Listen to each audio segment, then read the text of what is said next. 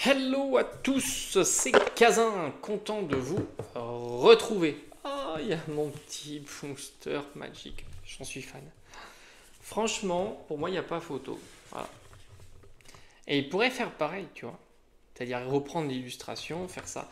Alors, ça leur coûtera certainement plus cher parce que peut-être que ça, le template, il est toujours pareil, juste ils changent le badgeage en bas et c'est tout. Là, franchement, il y a du travail. D'ailleurs, il y en a un autre qui me fait de l'œil. Je pense que je vais retourner à la Fnac pour compléter.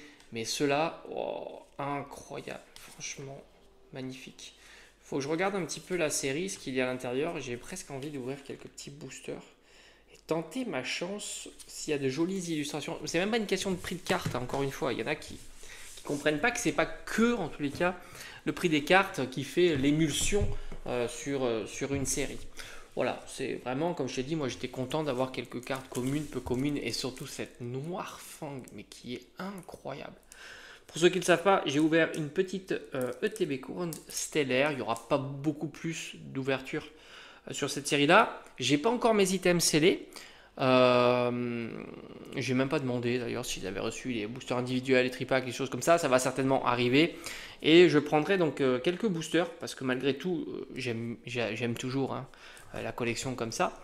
De boosters individuels. Je prendrai certainement un tripack avec, je sais plus, c'est Latios Latias. Et après, à voir. Voilà, je pense qu'après, il n'y aura pas grand chose de supplémentaire sur Couronne Stellaire. La Noirfang est incroyable. Ce que je regrette sur ce genre de carte, c'est que ce sont que des AR. Alors que tu vois, ils auraient texturé la carte, faire comme en Finobi.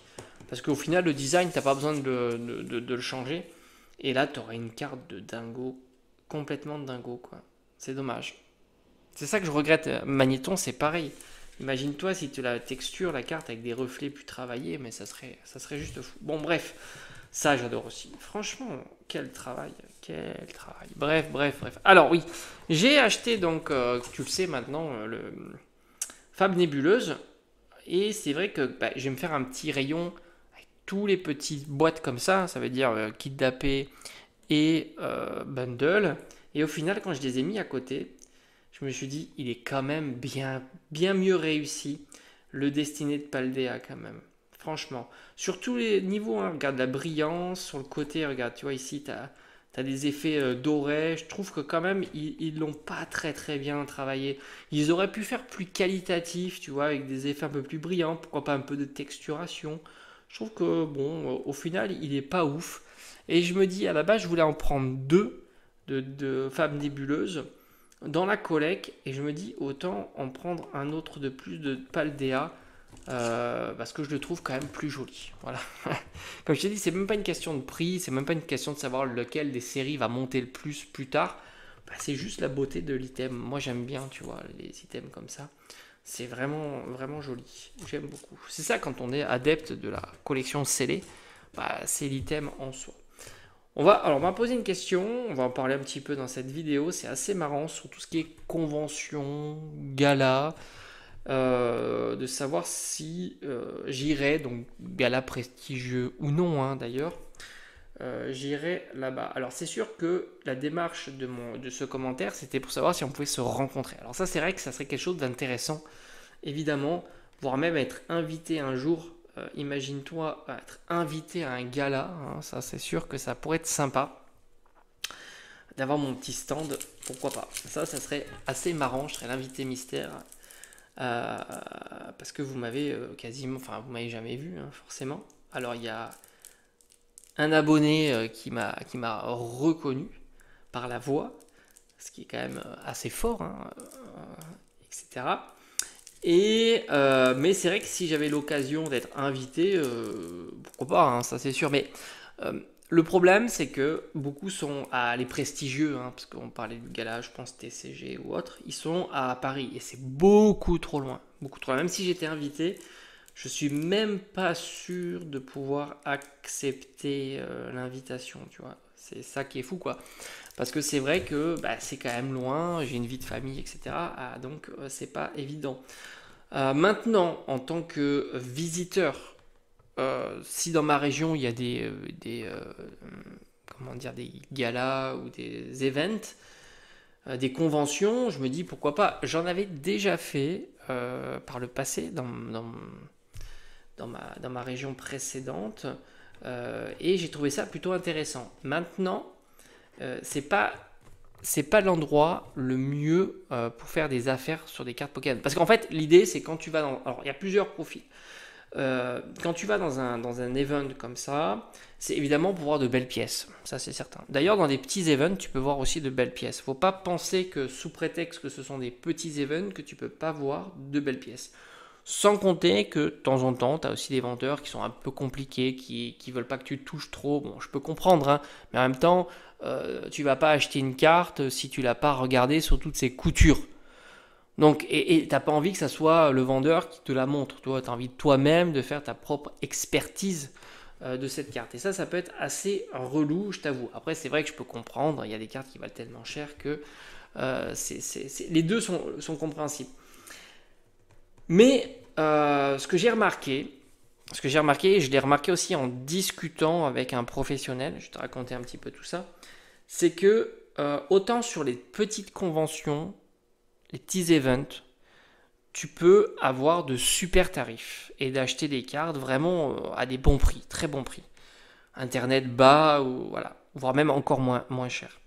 Parce que c'est sur place, il y a le contact, etc.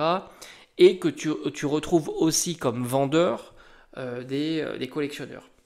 Or, quand tu montes de niveau dans les events, déjà les stands sont hors de prix.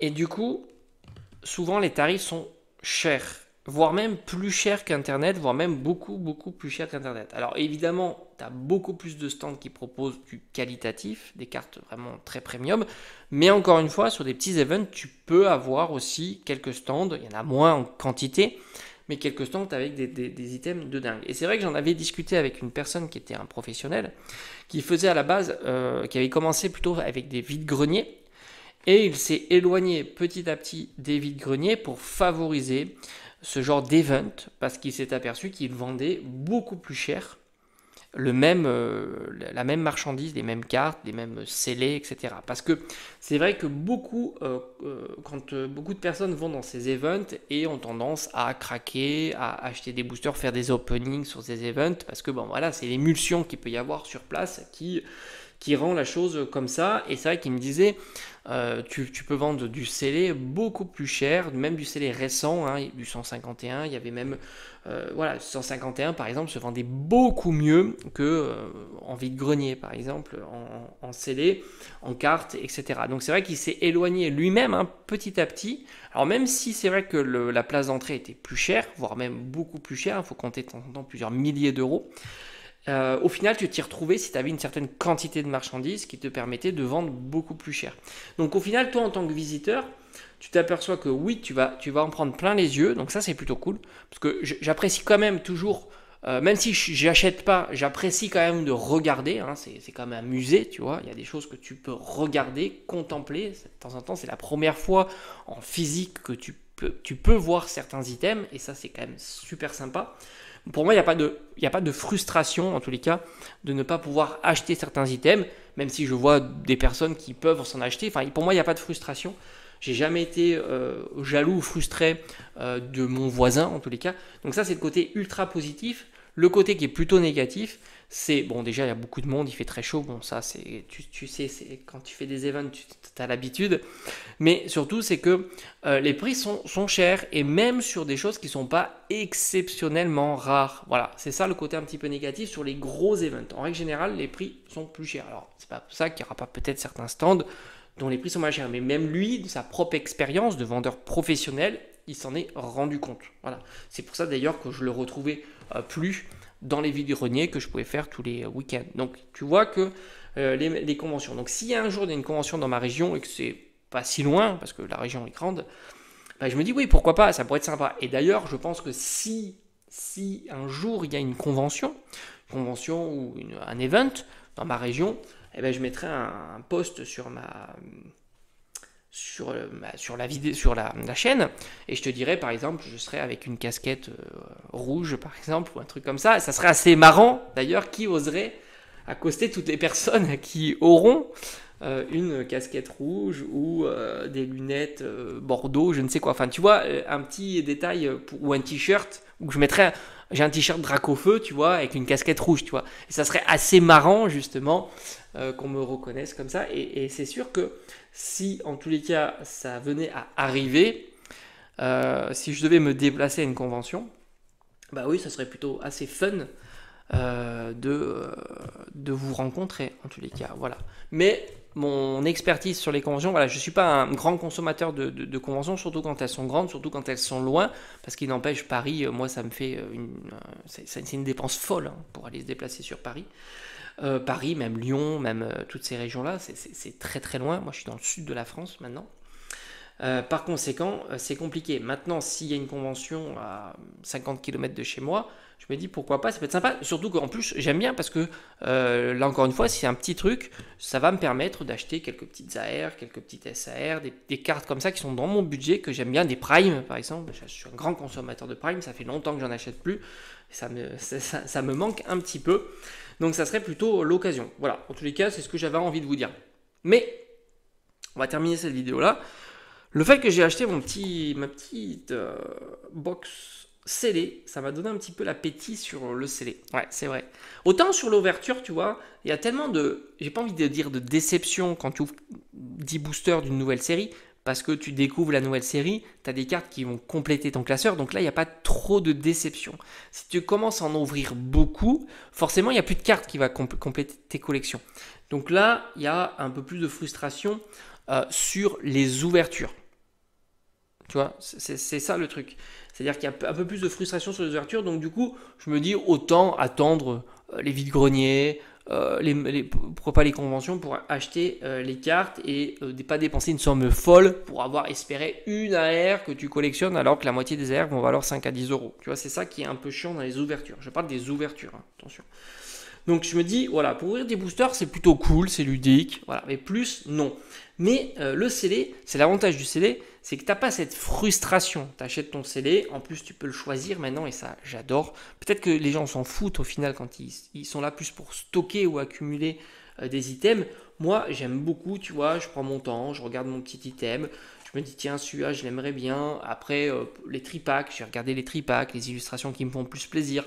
Si j'ai pas 3 illustrations identiques, je vais essayer de voir les illustrations que je préfère, tu vois, sur le tripack, etc. Tu vois, je prends mon temps, j'agrémente ma collection et c'est comme ça que j'aime faire, tu vois. Et ça m'a donné un petit peu l'envie, voilà, j'ai eu ce petit bundle. Alors déjà, j'ai plus envie d'acheter de bundle 6.5. Bah, c'est comme ça la collection, tu vois. Tu te dis ah mais j'aimerais bien en avoir deux, puis au final, quand tu le vois en vrai, bah j'ai envie de te dire, t'es presque un peu déçu. Évidemment, je vais le prendre parce que ça va compléter ma collection. Mais je me dis, voilà, certainement que j'irai plutôt sur un Paldea. Alors, je crois que dans mon jouet club, il y en a encore. Mais après, il faut voir 40 euros, ça me fait un peu râler. Parce que c'est vrai que tu peux les trouver pour pas trop cher, les petits bundles Paldea. Mais il faudrait voir si à la Fnac, un jour, ils peuvent pas en ravoir. Ça serait plutôt sympa. Bon, bref, j'ai bien envie de continuer. Et puis là, voilà, Magic, ça aussi. Alors, peut-être que tu t'en fous de Magic.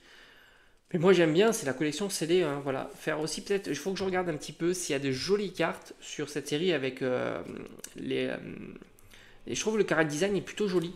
Et je crois que tu retrouves ce character design là, des animaux comme ça dans la série de cartes. Donc ça c'est plutôt très sympa. Et évidemment, on va aller chasser le petit art set de V7 ensemble. Comme d'habitude, on va teaser tout ça. Et ça aussi, j'aime beaucoup le faire avec vous. Donc ça, c'est plutôt cool. Donc agrémenter. Ce qui est vraiment bien, c'est ça, quand tu es collectionneur de scellés, comparativement à celui qui est collectionneur de cartes et qui aime ouvrir, c'est qu'il y a beaucoup moins de frustration. Parce que l'ouverture, t'espères toujours. Et même si tu es très large hein, sur ta collection, t'espères toujours avoir voilà, une petite aire. Moi, par exemple, les foulards dresseurs, c'est pas des cartes que j'apprécie beaucoup. Donc, par conséquent, je préfère largement avoir une petite AR. Et même si elle va le moins cher, tu vois, le prix, je m'en fous parce que j'ai pas envie d'aller vendre une carte ou alors ça sera vraiment en vide-grenier, tu vois. Mais les vide-greniers, j'en vais faire un par an, pas plus, parce que c'est fatigant, parce que c'est une organisation et ainsi de suite. Mais tu vois, une petite AR, même si elle vaut 3 balles, je préfère largement qu'une foulard à 10 euros, tu vois. Alors certains te diront, oui, mais si tu vends, etc. Oui, mais j'ai pas envie de trop me prendre la tête. Puis le fait de l'avoir soi-même, de l'avoir ouverte, etc., bah, il y a un petit plaisir supplémentaire, voilà, tout simplement. Bref, on a terminé. J'espère que ça t'a plu, puis on se dit, comme d'habitude, à bientôt.